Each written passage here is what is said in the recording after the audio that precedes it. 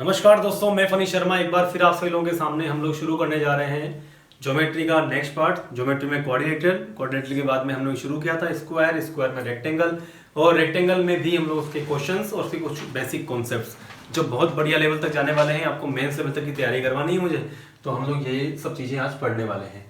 दिमाग में से इस वहम को निकाल देना कि प्री की तैयारी अलग होती है या मेंस की तैयारी अलग होती है। दोनों चीज़ें बराबर है। मैथ्स का मतलब मैथ्स होता है, मैथमेटिक्स पढ़ने का मतलब हो गया सारे कॉन्सेप्ट्स क्लियर हैं। कोई भी पेपर में कोई भी क्वेश्चन आ जाए तो उससे यूँ नहीं हो जाए कि पेपर काफ़ी टफ आ गया कि सर प्री का पेपर टफ था, इसमें ये क्वेश्चन डाल दिए। ऐसा कुछ भी नहीं है। टॉपिक का मतलब हो गया परसेंटेज पढ़ लिया, सब कुछ हमें आता है। ज्योमेट्री पढ़ लिया, सब कुछ हमें आता है। कुछ भी चीज़ हमारी पहुँच से दूर नहीं हो, उसी के लिए मैं आपके साथ मेहनत कर रहा हूँ। मैंने भी आपकी तरह मेहनत की है और मैं चाहता हूँ कि आप लोग भी मेरी तरह ही मेहनत करें। ठीक है दोस्तों, चलो हम लोग आज शुरुआत करते हैं। बहुत नया कॉन्सेप्ट, वैसे बोलते हैं ना, इस वीडियो को लास्ट तक देखिएगा। आज पहली बार मैं बोल रहा हूँ, इस वीडियो को लास्ट तक देखिएगा। इसमें बहुत शानदार चीज मैं आपको बताने वाला हूँ। क्वेश्चन कैसे आ सकता है, आप लोग तुरंत जवाब कैसे दे सकते हैं, उस बारे में हम लोग बात करते हैं। ट्राइंगल जरूर पढ़ लेना। जो लोग ऐसे ही उठ के आ गए ना यहाँ पे चैनल पे बिल्कुल बिना हाथ मुंह धोए कि हाँ सर ये लो आज देख लेते हैं फन मास्टर फनीश कौन है, इसकी वीडियोस। भाई लोग मैं बहुत सही पढ़ाता हूँ, बढ़िया मेहनत करता हूँ। आप लोग जो है कि यहीं पे वीडियो को पॉज करके दोबारा जाइए, ट्राइंगल पहले पार्ट से पढ़ो। जब आप तुरंत रोज 3-4 वीडियोस देख देख के आप लोग कवर करो, फिर आज वाले पार्ट पे आओ, तो आपको इस बात का अंदाजा लग जाएगा कि आप इतने दिन तक इस चैनल से दूर क्यों थे। ठीक है, नहीं लगे तो फिर आपका जो है कि गुड लक है आगे के लिए। ये सारी चीजें हमारी मेहनत है। यहाँ पे पूरे चैनल पे जो है कि एक स्टूडेंट जिसकी जॉब लग चुकी है, वो बाकी स्टूडेंट्स के लिए जिन्हें उसकी जॉब लगानी है, सबकी उनके लिए लगातार मेहनत कर रहा है। तो आप सभी लोग चाहते हैं अपने सपनों को सही उड़ान देना, तो यहाँ पे रुकिए। लेकिन यहाँ पर चैनल पे आने के बाद आप लोगों को वही सब चीजें फॉलो करनी पड़ेगी जैसे मैं आपको बता रहा हूँ, क्योंकि मुझे वो रास्तों का बिल्कुल अच्छे से अंदाजा है कहाँ पे क्या दिक्कत आने वाली।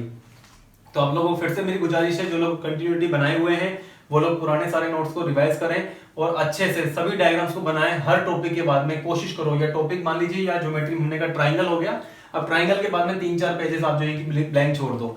इसके बाद में कोऑर्डिनेटर हो जाएगा, फिर क्वेश्चंस के लिए आप लोग जो है कि पेजेस जो है कि ब्लैंक छोड़ देना, ताकि हम लोग नया अपडेट कर सकें। कुछ ऐसे क्वेश्चंस होते हैं जिसमें कहीं से भी नया कॉन्सेप्ट आ सकता है, उसमें यूट्यूब की दुनिया के किसी भी टीचर को नहीं पता, या जो भी इंस्टीट्यूट में पढ़ा रहे हैं हिंदुस्तान में उनको भी नहीं पता। क्योंकि जब 3-4 लोग बैठ करके नया क्वेश्चन बनाते हैं तो पता नहीं किसके दिमाग में क्या चल रहा है, कौन सा कॉन्सेप्ट आ सकता है। लेकिन ये चीजें हैं कि हमने सब कुछ पढ़ रखा है, तो हम लोग उसके दिमाग को जज कर सकते हैं, पढ़ सकते हैं कि उसने क्या सोचा होगा, इस क्वेश्चन का सोल्यूशन ऐसे निकलेगा। ठीक है, जैसे कि मैं यहाँ आपके सामने एक क्वेश्चन लेके आ रहा हूं, अब लिख ही देता हूं कि सर ये आपके पास में रेक्टेंगल है। आप लोग अगर वीडियो देख रहे हैं तुरंत इसका जवाब दीजिएगा मुझे। ये मैं आपको क्वेश्चन बता देता हूँ, क्वेश्चन ऑफ द डे ये है कि आपके पास में रेक्टेंगल, आपने एक मिड पॉइंट यहाँ पे लिया, यानी कि ये वाली साइड इस साइड के बराबर है, एक मिड पॉइंट लिया, ये साइड इसके बराबर है। ठीक है भाई लोग, आप लोगों ने यहां से लेकर के इसके डायगोनल को मिला दिया। ठीक है सर, मिला दिया, यानी कि आपका डायगोनल बन चुका है यहाँ तक। ठीक है, मान लेना। और आगे आपने क्या किया कि इसको यहां से मिला दिया, इसको आपने यहां से मिला दिया, और इसको आपने जो है कि यहां से मिला दिया। ऐसा होश होश सी चीजें बनाने के बाद में आपने जो है कि इसको जो है कि ऐसे डायग्राम बना दिया और ऐसे डायग्राम बना दिया। ये लो, इसको शेडेड कर दिया आपने। ठीक है साहब, आपसे ये पूछा जा रहा है कि इसका एरिया कितना होगा, बस ये दे रखा है। इसका नाम रख दिया A1 और इसका नाम है A2। A1 का वैल्यू है 13.5 सेंटीमीटर स्क्वायर, A2 का वैल्यू है 6.5 सेंटीमीटर स्क्वायर। आपको बताना है कि एरिया जो A है वो कितना होगा। सब कुछ छोड़ो, ABCD क्या है, ये सारी बातें हैं। आप लोग मुझे कमेंट करके बताइए आप लोगों को क्या लगता है आंसर कितना आना चाहिए। ठीक है, चलो अब आते हैं कि ये क्वेश्चन हमारे सामने आ गया एग्जाम में, सब पसीने पसीने हो रहे हैं सर, बहुत लेंथी पेपर है, ये भी क्वेश्चन नहीं है, ये नहीं है, सामने ये और आ गया। अब हमें क्या पता सर, कोई डेटाबेस नहीं दे रखा, लेंथ नहीं पता, हाइट नहीं पता, ये पता ही सर सारी कहानी में ये रेक्टेंगल है और इसके मिड पॉइंट्स है। अब आप एक समय दिमाग लगाने वाले हैं, तो क्यों ना इस फील्ड के लिए पहले से तैयार हो लिया जाए। ये Q और P जो है कि मिड पॉइंट्स है, मतलब ये वाला पार्ट इसके बराबर है, ये पार्ट जो है कि इसके बराबर है। मिड पॉइंट्स को आपने यहाँ पे मिलाया, APQ आपके पास एक ट्राइंगल बन चुका है। अभी मैं पहला आपको टारगेट दे रहा हूं कि सर एरिया ऑफ APQ जो है, बिल्कुल ध्यान से समझना, ये पहली और लास्ट बार होना चाहिए आपकी पूरी लाइफ में कि इसको पढ़ लिया खत्म कर दिया कि आंसर ये आता है सब। एरिया ऑफ APQ जो है उसका एरिया ऑफ ABCD के साथ में क्या रिलेशन है, चलो ये बताइए। सर ये तो कैसे किया जाएगा, मैंने इसको करने के 2 तरीके हैं। पहला तरीका बिल्कुल बेसिक तरीका, ऐसा जुगाड़ लगाएंगे हम लोग फटाफट से। देखो एग्जाम में अगर हम लोग होते तो कैसे करते, और जैसे आपको लगता है कि बेसिक थ्योरी में कैसे जाना है वो मैं आपको बताता हूँ। तो मेथड नंबर फर्स्ट पे दोस्तों हम लोग आते हैं। फर्स्ट मेथड ये है कि सर जो रेक्टेंगल है और ये रेशियो ही पूछा है तो हमेशा वैलिड रहेगा, रेशियो वाइज तो सारी चीजें कट जाती हैं। तो क्यों ना मैं इसको ऐसा करता हूं, इस वाली लेंथ को मैं मान लेता हूं 4 और इस वाली लेंथ को मैं 4 मान लेता हूं, इस लेंथ को मैं मान लेता हूं एक बार के लिए 2।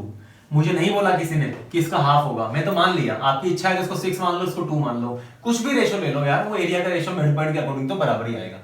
ठीक है, अच्छा 4 और 2 मान लिया, बहुत आसान बात है। जरा सोच के देखो, अगर ये 2 है बेटा, ये मिड पॉइंट है, इसका मतलब कि ये वाला पॉइंट कितना हो गया 1 और ये भी कितना हो जाएगा, ये भी 1 हो जाएगा। यानी कि बीपी की लंबाई कितनी है 1 और सीपी की लंबाई कितनी होगी 1। क्या इसमें किसी को कोई दिक्कत है? नहीं सर, ये 4 माना था, आपने कहा कि मिड पॉइंट है, इसका मतलब कि ये कितना होगा, ये 2 हो जाएगा और ये भी कितना हो जाएगा 2। जो भी विद्यार्थी इसको देख रहे हैं उस बात को समझे कि मैं आपको क्या बताने वाला हूं। 4 का 4 बन गया, 2 2 बन गया, 2 बन गया, 1 1 बन गया, यहां तक कोई दिक्कत नहीं है ना? नहीं है। चलो अब देखो, ये बताइए कि इस वाले ट्राइंगल का एरिया ए बी पी का एरिया कितना बताएंगे हम लोग? हाँ, सभी लोग जानते हैं 1/2 इंटू आधार इंटू ऊंचाई, half into base into height, 4 into 4 upon में 2, यानी कि कितना हो गया 2। कोई दिक्कत आई इसमें? नहीं। आगे सोचो, अगर यहाँ पर 2 है, ये 1 है, तो जरा दोस्तों सोच के बताइए, 2 है 1 है, 1/2 इंटू आधार इंटू ऊंचाई। अगर मैं ट्राइंगल पी क्यू सी की बात करता हूं तो हाफ इंटू 2 इंटू 1, तो हाफ इंटू 2 इंटू 1 का एरिया कितना आ जाएगा 1। ये लो साहब, खत्म।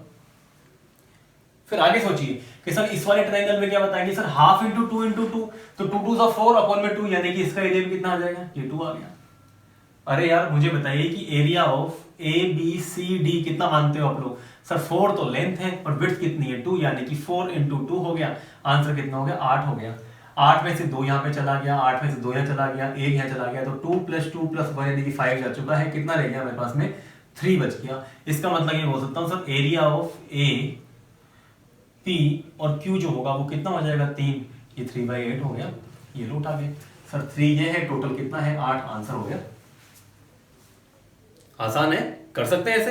अब आते हैं हम लोग कॉन्सेप्ट पे कि सर वो ट्राइंगल पढ़ा था वो किसी दिन तो काम आएगा ना, उसको कैसे यूज करना है। यहां तक आशा करता हूँ किसी को कोई दिक्कत नहीं, तुरंत स्क्रीनशॉट ले लो, मैं साइड में हट जाता हूँ। लोगों को क्वेश्चन अच्छे लगते हैं, मेरी शक्ल नहीं, ठीक है। उसी को बुनियाद बनाते हुए हम लोग इसको यहाँ से रफ करते हैं। और दोस्तों अब मैं इस क्वेश्चन को फिर से आपको बताता हूँ नए तरीके से, किसको करने का और कौन सा तरीका हो सकता है उसके बारे में हम लोग बात करेंगे। ठीक है भाई लोग, मैं हटा रहा हूँ यहाँ से। नोट्स आपके अपडेट होते रहने चाहिए, हर चीज उसमें होनी चाहिए। आपको भी कोई मेथड नजर आता है साहब हम ऐसे कर सकते हैं तो आप ऐसे भी करके बताओ, कोई दिक्कत नहीं है, क्योंकि ये तो संभावनाओं की दुनिया है। यहाँ पे जिसने सोच लिया सबसे पहले वो जीत गया, और जो सोच रहे हैं वो वहां पे जाके आपका पेपर सेट कर रहे हैं। बात इतनी सी, ठीक है। चलो ये 3 को यहाँ से हटा दिया, 1 को यहाँ से हटा दिया, ये मेरे पास में 2 हो गया। और मैं तो मान भी नहीं रहा 4 और 2 है। अभी मैं इतनी सी बात कर रहा हूं, क्या मैं बी को डी से मिला सकता हूं? क्या कोशिश तो कर सकता हूं भाई। ये क्या सर्दी का वक्त है, समय हो रहा है रात के 11 बजे। ये लो, हाँ तो ये हमारे पास में बी डी एक डायगोनल है। मैं आपसे बोल रहा हूं ट्राइंगल बी सी डी को घुरो। ट्राइंगल बी सी डी को, अगर ये लाइन एकदम सीधी बनी है ऐसा मान लेना, कोई स्ट्रेट लाइन है डायगोनल जो है कि ट्राइंगल बी सी डी की हम लोग बात करें तो आपको दोस्तों कुछ ऐसे नजर आ रहा होगा। ये इसका मिड पॉइंट है, ये इसका मिड पॉइंट है, 2 मिड पॉइंट्स को मिला रहे हैं हम लोग। तो हम लोगों ने ट्राइंगल में पढ़ा था किसी भी ट्राइंगल के 2 मिड पॉइंट्स को मिलाने वाली लाइन तीसरी वाली लाइन के पैरेलल उसकी हाफ होती है। मतलब कि यहां पर हम लोग इसका नाम रख दें पी, तो पी क्यू की लेंथ जितनी होगी उसका डबल लेंथ होने वाली बीडी। अच्छा सर, जैसे कि मान लेता हूं इसकी लेंथ अगर 1 है तो इसकी लेंथ कितनी हो जाएगी 2। लेकिन आपने एक बात और पढ़ी थी कि सिमिलर ट्राइंगल्स के एरियाज का रेशियो उनकी करस्पॉन्डिंग साइड्स के स्क्वायर के रेशियो में होता है। इस बात को भी यूज कर लो लगे आप। अच्छा, अगर इनकी साइड्स का रेशियो 1:2 है तो क्या ये वाली बात सही नहीं कि 1:4 इनका जो है कि एरिया का रेशियो आ जाएगा? इसका मतलब कि इसका एरिया अगर 1 माना जाए तो दोस्तों क्या इस कंप्लीट का एरिया 4 आएगा? कि हाँ सर आएगा, मतलब कंप्लीट वाले पोर्शन का एरिया की बात करें तो वो 4 आ जाएगा। तो हमने यहां से एक बात कंप्लीट करी थी, ये तो मेरे पास में एरिया 1 है, ये मान लो। अगर मेरे पास में ये वाला एरिया में 1 मान लेता हूं, यानी कि PQC, ये PQC जो है इसका एरिया एक बार के लिए मैंने 1 मान लिया। तो 1 मान लिया तो मैं क्या बोल सकता हूं कि sir area of B C और डी जो होगा इसका वैल्यू कितना होगा 4, क्योंकि रेशियो वाइज देखा जाए तो 1/4 ही होगा। यहां तक भी सही है? सही है। सर एक बात बताओ कि किसी भी रेक्टेंगल में अगर हम लोग एक डायगोनल की बात करें तो डायगोनल के लिए यहाँ पर एल है, यहाँ पर एल है, यहाँ पर बी है, यहाँ पर बी है। इसका मतलब कि ये डायगोनल जो है इसको 2 बराबर ट्राइंगल्स में डिवाइड करता है। और इसका कारण ये है कि ये सर्वांग सम त्रिभुज होते हैं, मतलब कि कॉन्ग्रुएंट ट्राइंगल्स होते हैं। और कॉन्ग्रुएंट ट्राइंगल्स में क्या होता है, उनका एरिया भी इक्वल होता है, सब कुछ ही बराबर होता है उसमें। तो सिमिलर ट्राइंगल्स में एरिया का रेशियो बदलता है वहां पे। अच्छा सर, तो अगर ये बराबरी होता है तो मतलब ये सर अगर आप ये बात मानते हैं कि यहां से लेके यहां तक का पोर्शन जो है ना अगर 4 हो चुका है तो बचा हुआ भी 4 होगा। हाँ सर, इसका मतलब कि area of A B D इसको भी कितना मान लिया जाएगा, 4 मान लिया जाएगा। अरे तभी तो मैं बोल पाऊंगा ना कि area of A B C D कितना हो जाएगा, 8 हो जाएगा।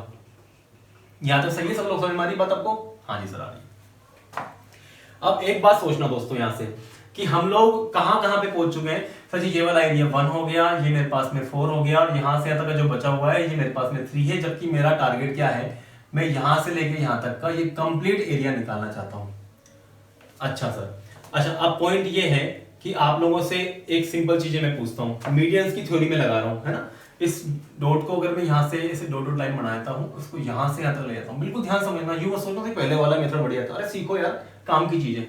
जैसे मैं आपसे बोलता हूँ कि दोस्तों ये मेरे पास में ये डायगोनल है, हाँ जी सर, एक लाइन अगर यहाँ से जा रही है और इसके मिड पॉइंट से मिला देगी, तो हमने मीडियन जब पढ़ी थी तब मैंने आपको सिखाया था कि मीडियन जो है उसकी सबसे स्पेशल प्रॉपर्टी क्या है कि सर वो उस ट्राइंगल को 2 इक्वल एरिया में डिवाइड कर देती है। अरे सर बात खत्म हो गई। मैंने कैसे कि सर कोई भी इस पूरे का 8 बन गया क्या, मैंने कहा 8 बन गया, इसका मतलब इस डायगोनल के तहत ट्राइंगल ए सी डी इसका एरिया कितना आएगा कि सर 4 आएगा। मैंने कहा फिर ये मीडियन है, इसका मतलब ये एरिया 2 आ जाएगा। बराबर बात? हाँ सर, अगर ये 2 आ चुका है फिर ऐसे बात करो। सेम इसी तरीके से अगर मैं इस पॉइंट को यहाँ पे लेके जाता हूं तो ये पॉइंट तो दोस्तों P बन जाएगा, ये Q बन गया। अगर मैं इस वाले पूरे पोर्शन को यहाँ से यहाँ तक का 4 मान चुका हूं तो इस मीडियन के होने की वजह से इस मीडियन को इसको 2 इक्वल एरिया में डिवाइड करना पड़ेगा। इसका मतलब कि ये वाला पार्ट भी कितना आ जाएगा, 2 आ जाएगा। आ गया, बिना कोई डेटाबेस माने आंसर आ रहा है, रेशियो वाइज चल रहा है हमारा तो पूरा। हाँ सर, अगर ये मेरे पास में 8 है तो हाफ हो गया 4, 4 का आधा 2 यहाँ गया, 2 यहाँ गया, इसको मिलाने के बाद में आपने रेशियो वाइज तो ये 1 से शुरुआत की थी ना, ये 1 माना तो ये 8 था, इसको 2 मानते हैं 16 हो जाता, रेशियो वाइज से मेंटेन रहता। इसका मतलब ये वाला पार्ट कितना हो गया, 1। अब दोस्तों यहां से बहुत इंपॉर्टेंट बात वहां पे लेके जा रहा हूं मैं आपको, बिल्कुल गंभीरता से समझिए, सोचते जाइए। ये 2 है, ये 2 है, ये 1 है, इसका मतलब कि यहां से यहां तक का जो पोर्शन है वो कितना होना चाहिए, 3, क्योंकि टोटल कितना है 8। ये क्या है समझ में, रेशियो कितना बन जाएगा 3/8। सर वो बताओ, वो क्या बता रहे थे आप? मैं कहा एक बात बताओ, जैसे मैंने आपको बोला कि ये एरिया PQC का वैल्यू 1 है, तो आपसे मैंने पूछा कि BDC यानी कि ये BCD जो आपने बनाया है इसका पूरे का एरिया कितना आ रहा है, सर 4 आ रहा है। 4 में से अगर 1 को माइनस कर दें तो ये वाला पोर्शन, इस पे जरा गौर फरमाइएगा मेरे प्यारे दोस्तों। ये बताओ कि ये वाला जो एरिया है यानी कि समलंब चतुर्भुज जैसा दिख रहा है, PBDQ, एरिया ऑफ PBDQ, इसका वैल्यू कितना होगा, कोई बताएगा? सब बता देंगे सर 3 होगा। क्यों होगा सर, पूरा कितना है 4, 1 चला गया मतलब ये 3। यहां तो सभी लोग जानते हैं। अब देखो मैं आपको 2 क्वेश्चंस को ऐड करवा रहा हूं, 2 क्वेश्चंस को ऐड ऐसे करवा रहा हूं कि आप लोगों ने कहा है कि सर अगर मिड पॉइंट से मिलाया है तो इसका नाम मैं रख देता हूं सर ABC और ये D रख देता हूं यहां से यहां तक के लिए, ठीक है। अच्छा सर, इस वाले एरिया को एक बार के लिए मैं मान लेता हूं K, कुछ भी मान लो। अभी हम लोग सीधे रिजल्ट पे पहुंच जाएंगे कि सर ये बताइए, अगर मैं यहां से बताता हूं कि पूरा एरिया अगर 8 है तो यहां से एरिया ये P मान लो, इसको मान लीजिए Q, और ये मेरे पास में D हो गया, तो आपसे पूछा जाए कि एरिया APQ कितना होगा। तो दोस्तों हम लोगों ने निकाला ना यहां से कि एरिया ऑफ APQ में बताया हुआ है, एरिया ऑफ APQ होना चाहिए 3। अच्छा कब होना चाहिए, जब एरिया ऑफ ABCD जो है ना वो 8 है, ये हम लोग मान चुके हैं है ना। अगर हम लोग 8 के हिसाब से चल रहे हैं, सारे दोनों ही मेथड्स में 8 आया है इसलिए मैं लेके आया हूं। तो APQ का वैल्यू 3 है, तो मुझे बताइए दोस्तों APQ, ये A है, ये P है और ये Q है, तो ये वाला एरिया A माना है, मतलब कि क्या K प्लस में A का मान जो है कि वो 3 है क्या? यहाँ तो कोई दिक्कत नहीं। फिर आगे सोचो सर, एक बात और है, मैंने क्या कि सर जब आपने इसको पूरे को 8 मान करके इसको 1 माना है तो आपने ये भी तो बोला है कि समलंब चतुर्भुज जो है इसका एरिया भी कितना आ रहा है कि सर 3 आ रहा है, इसका एरिया भी 3 आ रहा है। मतलब कि आप लोग यहां से सोच के देखो, ये तो है A1, जी सर A1, प्लस में क्या है सर K, प्लस में हो गया K, और बाद में कितना है A2, जी सर A2, क्या इसका वैल्यू भी 3 आ रहा है? हाँ जी सर आ रहा है। अगर ऐसा हो रहा है तो आप इक्वेशन नंबर, ये तो मेरे पास में 2 बन गई, ये मेरे पास में 1 बन गई। आप 2 में से 1 को माइनस करो ना एक बार के लिए, 2 में से 1 को माइनस करोगे, कैसे K खत्म हो गया, 3 से 3 खत्म हो गया। इसका मतलब कि दोस्तों आ गया A1 प्लस में A2 जो है, और माइनस ऑफ A ये बराबर होगा 0। क्या हम लोग यहाँ से एक बहुत बेहतरीन रिजल्ट की तरफ बढ़ चुके हैं क्या? A1 प्लस में A2 जो है ये मेरे पास में क्या होने वाला है, 1। किसने सोचा था कि हमें जो हमारी तकदीर यहाँ पे लेके आएगी इस तरह की चीजों पे? कितना आसान हो चुका है क्वेश्चन। अगर आपसे ए का वैल्यू पूछना है, अगर आपको कुछ भी डेटाबेस नहीं दे रखा है सिवाय मिड पॉइंट्स के, तो हम लोग इस चीज को याद रखें कि दोनों क्षेत्रफल मिला करके यहाँ पर जो बचा हुआ है उसके काम आएगा। यहाँ पे बहुत सारी चीजें बन सकती है दोस्तों। अगर हम लोग बात करने जाए ना, तो अगर आप बोलते हैं यहाँ पे इसके मिड पॉइंट को मिला दिया और इतना टफ क्वेश्चन बना दिया कि भैया बताओ इस वाले का क्षेत्रफल कितना होगा, तो आप सभी लोग इसका क्षेत्रफल भी निकाल सकते हो। अगर ये मीडियन है मतलब कि इक्वल एरिया में डिवाइड करेगी। सभी लोग जानते हैं कि सर इस पूरे ए का वैल्यू कितना होगा, a1 प्लस का a2। a1 प्लस का a2 यानी 13.5 में 6.5 जोड़ेंगे। मैंने डेटा में ऐसे दिया था कि मुझे जोड़ने में आसानी रहे, यानी कि 20 हो गया। अगर ये टोटल मान लीजिए 20 है और कोई आपसे पूछ लेता है कि मीडियन बना दी है इस वाले का क्षेत्रफल बता दो कितना हो, 20 का आधा कर देंगे, कितना हो जाएगा 10। मुश्किल था क्या? मजा आ रहा है ज्योमेट्री पढ़ने में? ऐसे पढ़ो, आराम आराम से सुकून के साथ में पढ़ो, लेकिन अच्छा पढ़ो। मैथ्स ऐसे नहीं है कि मैं 6 बार कर लूँ 5 बार कर लूँ इसको फिर करने लगे, ऐसा नहीं यार। एक बार में इतने अच्छे तरीके से कर लिया, अब तो मुझे क्वेश्चंस लेके आओ सब। कभी कभी ऐसा होता है कि सर भूल जाते हैं हमें, यार सर ध्यान नहीं आ रहा कैसे किया था, उसको बार बार पढ़ लिया करो। लेकिन चीजें बड़ी आसान है यार, एक बार उठाया कर लिया, दिमाग में रह गया, कभी भी ऐसा क्वेश्चन आएगा तुरंत उठा करके हम लोग इन दोनों को ऐड करके इसके सम के बराबर कर देंगे। समझ पा रहे हो आप लोग बात? चलो अब आते हैं दोस्तों हम लोग अगले क्वेश्चन पे। क्वेश्चन आपके सामने है, ये तो मैंने आपको प्रैक्टिस के लिए डेटाबेस बताया था कि रेक्टेंगल की दुनिया में और क्या क्या चीजें होती है, उन सब के बारे में हम लोगों ने बात की है।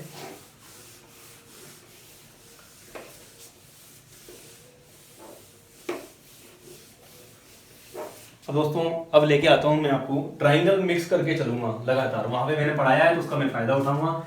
ये क्वेश्चन था हमारे पास में, सर ए बी की लंबाई जो है वो आपको दे रखी दोस्तों 20 और ए डी की लंबाई जो है कि आपको 15 दे रखा है। आपसे पूछा है कि ट्राइंगल बी क्यू सी इसका वैल्यू कितना होगा और area of triangle A P B ये वैल्यू कितना होगा। अच्छा मुझे जरा इतना सा बता दीजिए आप लोग कि सर ए बी और ए डी की बात कर रहे हैं, तो ये मेरे पास में 20 है, 15 है, तो क्या मैं यहाँ से एक चीज बना सकता हूँ sir, area of A B C D जो होगा इसका वैल्यू 15 इंटू 20 होना चाहिए। आधार इंटू चौड़ाई जो है मतलब लंबाई इंटू चौड़ाई 15 दूनी 30, यानी कि 300 जो है कि आपके पास में वैल्यू हो चुका है 300 सेंटीमीटर स्क्वायर मान लीजिए, अगर ये सेंटीमीटर में है तो ये आपके पास में एरिया ऑफ एबीसीडी आ गया। अब मुद्दे की बात यह है कि मैंने आपको एक बात सिखा देनी है, ध्यान रखो बिल्कुल कि सर ये सेम बेस पे आपने ट्राइंगल ये जो है कि आयत बना रखा है, यहां से आपने एक ट्राइंगल बना दिया मतलब कि डायगोनल बना दिया। तो डायगोनल ने कहा भैया हमारे पास में ये बेस है, हमारे पास में ये हाइट है, तो मैंने कहा अच्छा तो आपका एरिया जो होगा, मैंने कहा पूरे रेक्टेंगल का हाफ होगा। अच्छा सर, तो उसने किसी बंदे ने कहा कि हमें ना एक ऐसे भी ट्राइंगल बनाना चाहते हैं, मैंने ऐसे बना लो, बेस तो वही है ना। हाँ सर बेस वही है, हाइट कितनी है? हाइट तो वही है जो तुम पहले मान रहे थे। ये चीज मैं आपको सिखाऊंगा पैरेललोग्राम में, कि यानी सेम बेस पर और सेम पैरेलल्स के बीच में बनने वाले दुनिया के सारे समानांतर चतुर्भुज जो होते हैं यानी कि पैरेललोग्राम होते हैं, उनका एरिया बराबर होता है और पैरेललोग्राम का ही एक केस होता है रेक्टेंगल, वही चीज है। तो हम लोग यहाँ से आते हैं कि सर देखो कहानी क्या है, इस सेम बेस के बाद में यानी कि ये वाले ट्राइंगल का एरिया वही होगा जो इस वाले ट्राइंगल का एरिया होगा, इन दोनों का पर्सनली जो एरिया होगा वो इस रेक्टेंगल का हाफ होगा। समझ पा रहे हैं आप लोग बात? रेक्टेंगल का हाफ होगा। तो हम लोग यहाँ से इसको क्लियर करते हैं कि सर ये बताइए, हम लोग अगर एबीसीडी का एरिया 300 निकाल चुके हैं, तो आप में से कितने विद्यार्थी इस बात से सहमत हैं कि एरिया ऑफ एबीसी जो होगा वो कितना हो जाएगा 300/2 यानी कि 150 सेंटीमीटर स्क्वायर। यहां तक किसी को कोई दिक्कत नहीं है? जी सर नहीं है। यानी कि 150 सेंटीमीटर स्क्वायर जो है कि वो एबीसी का एरिया बन चुका है यहां से यहां तक। अब आप आ जाइए area of A P Q C, ये हमारे पास में फिर से रेक्टेंगल बन गया। तो रेक्टेंगल का जो एरिया होता है इस वाले ट्राइंगल का डबल होना चाहिए कि हाँ सर ये वाली बात तो सही है। तो area of A P Q C जो है वो कहीं ना कहीं कितना हो जाएगा 150 का फिर से डबल हो जाएगा। अगर आप मेरे से इसका वैल्यू पूछते तो मैं तुरंत बता सकता हूँ 300 सेंटीमीटर स्क्वायर, लेकिन इतना नहीं पूछ रहा मैं आपसे पूछना चाह रहा हूँ कि इसका जो एरिया है वो A1 मान लो, इसका एरिया A2 मान लो, इसका वैल्यू A3 मान लो। इसका वैल्यू हमने कितना निकाल रखा है 75, ये बना रखा है हम लोगों ने 150 बना रखा है। ये पूरा हमारे पास में कितना है 300, ये 150 यहाँ पे इसका चला गया यहाँ से, यानी कि एक बात फिर से कंफर्म होगी sir area of A1 plus में A2 जो होगा ये 100% 150 सेंटीमीटर स्क्वायर है। अब कैसे निकालें A1 और A2 के बारे में, कैसे आंसर निकालोगे? मैंने सर देखो एक बात सोचो। तो अब गेम शुरू होता है ट्राइंगल का, जो समकोण त्रिभुज यानी राइट एंगल ट्राइंगल वहां पे पढ़ाया था उसके बारे में बात करो। ये एंगल 90 डिग्री, जी सर इसका एंगल वैल्यू कितना हो गया थीटा, ये 90 हो गया, ये कितना हो गया 90 डिग्री माइनस का थीटा, ये एंगल कितना हो गया थीटा। यहाँ पे 90 है तो ये कितना हो जाएगा 90 डिग्री माइनस का थीटा, ये कितना हो जाएगा थीटा। ये 90 है, ये थीटा है, ये कितना हो गया 90 माइनस थीटा। ऐसे गाना गाते गाते ही क्वेश्चन खत्म हो गया। इसका मतलब कि बात समझ में आ गई। ट्राइंगल APB और ट्राइंगल BQC, क्या बोल रहा हूं मैं, ट्राइंगल APB ये सिमिलर होगा ट्राइंगल BQC के। ये आपस में सिमिलर है। सिमिलर ट्राइंगल्स में आपको पता है साइड्स का रेशियो बराबर होता है और इनके जो एरियाज का रेशियो है वो हमेशा किसके बराबर होगा, एरियाज का रेशियो होता है इनकी साइड्स के स्क्वायर के रेशियो में होता है। अब मुझे जरा बताइए दोस्तों, इसमें ये वैल्यू कितना दे रखा है आपको 20, ये कितना दे रखा है 15 दे रखा है। अगर मैं रेशियो की बात करूं कितना आ रहा है 3:4। जी सर। अच्छा बताइए 90 के सामने कितना है 4, यहाँ पे 90 के सामने कितना है सर 3। बिल्कुल आसान बात है। जी सर। तो मैं आपसे ये पूछ रहा हूं, अगर वहां पर साइड्स का रेशियो दे रखा है आपको, यानी कि BC अपॉन में दोस्तों AB का वैल्यू अगर किसी ने बोल रखा है 3/4, तो अगर मैं आपसे पूछता हूं कि BC की करस्पॉन्डिंग एरिया जो है कि वो A1 है और यहाँ पर AB की करस्पॉन्डिंग जो एरिया है वो A2 है, तो इनका एरिया का रेशियो 3/4 का स्क्वायर आना चाहिए। बिल्कुल आसान बात है, यानी कि 9/16 आना चाहिए। 9/16 आना चाहिए, मतलब कि ये वाला पार्ट तो एरिया वाइज 16 होगा, तो रेशियो में ये वाला पार्ट कितना होगा 9 होगा। यानी कि ये कहानी 16:9 पे जाके रुकेगी। मैंने कहा टोटल बताओ ना, फिर टोटल निकालेंगे, टोटल कितना आ जाएगा 25, जबकि हमें पता है कि दोनों का एरिया का सम टोटल कितना आ रहा है 150। फिर से आपकी भाषा मेरी भाषा लगने को तैयार है। हम लोग बोल सकते हैं सर 150 जो है कि आपकी भाषा में टोटल, हमारी भाषा में कितना है सर 25। हमारी कहानी में अगर आप मेरे से पूछ रहे हैं एरिया ऑफ BQC यानी कि A1 की बात कर रहे हैं, तो A1 हमारे करस्पॉन्डिंग कितना बन रहा है 9, ये जाएगा 6 बार, आंसर आ जाएगा दोस्तों 9 6 54 सेंटीमीटर स्क्वायर। हम साइड वाइज जाके भी कर सकते थे, बहुत बड़ा इशू नहीं है, कर सकते हैं, लेकिन लेके आना चाहता हूँ बार बार आपको आपकी भाषा मेरी भाषा में। 150 जो है कि आपकी भाषा में, टोटल जो है कि 25 मेरी भाषा में। अगर आप वैल्यू निकालना चाहते हैं A2 की तो 16 से मल्टीप्लाई कर दीजिए, 6 बार चला जाएगा, ये 96 हो जाएगा सेंटीमीटर स्क्वायर। दोनों का सम चाहो तो 150 से माइनस कर लेते हैं, कोई जरा मुश्किल तो नहीं है, कॉन्सेप्ट हमारे आसपास में ही है। मैंने कहा था कि जब आप तलवारों को अच्छे से घिस लोगे ना, पहले तैयार कर ली हम लोगों ने एग्जाम के लिए या किसी युद्ध के लिए, तो आप लोग जब फिर आएगा हाँ सर ये सब कुछ पढ़ा हुआ है यार, आपने पहले अच्छे से पढ़ा हुआ है, तो इन क्वेश्चन में आपको दिक्कत नहीं आएगी। लेकिन इसका मतलब ये नहीं है कि आपको दिक्कत नहीं आएगी तो आप लोग प्रैक्टिस नहीं करें।